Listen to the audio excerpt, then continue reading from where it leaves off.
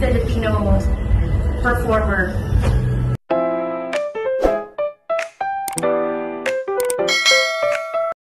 Sana mo, overwhelming yung feeling. Kasi, I believe next week na natin ang top Filipino performer. Pagmamalaki mo talaga worldwide, di ba? World-class actor next week. And of course, I appreciate yung kanilang husay, yung kanilang talento, yung natural skills sa pagkanta, pagsayaw, but yung discipline, work ethics nila, yung talagang, ano sila gigil talaga sila to give talagang quality performance, very organized, very passionate, umuusok yung kanilang passion na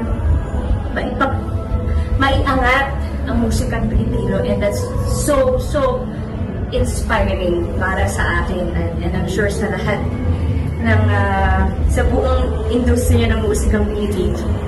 Nakaka-proud, nakaka-inspire.